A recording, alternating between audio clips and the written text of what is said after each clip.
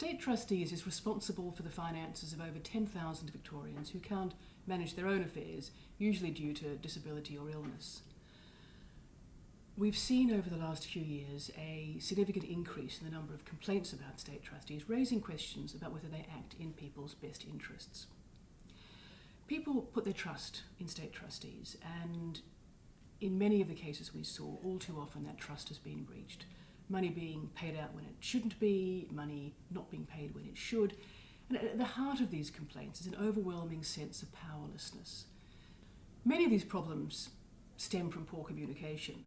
In one instance, we saw State Trustees spending a third of a woman's life savings on legal fees to contest a will that she didn't actually want to contest. Instances where money was being paid for fines that the person involved hadn't actually incurred. In another case, the State Trustees didn't check with an elderly woman about what should happen to her possessions, and they all ended up in a tip that's included family photographs. Very, very distressing. Many of the problems we identified in this investigation were the result of State Trustees trying to contain the cost of its services. So they moved to a new model.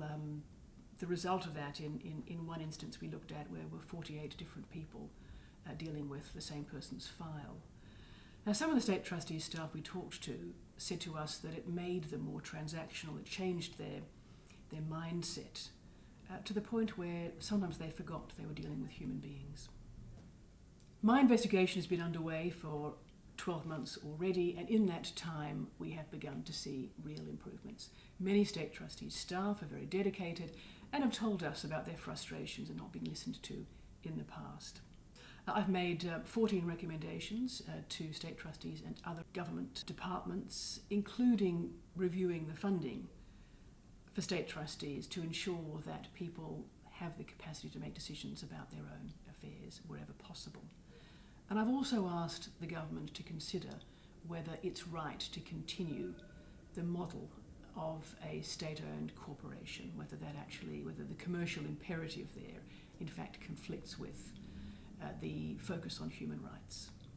These are some of the most vulnerable people in the state. Respect for human dignity means we must do better.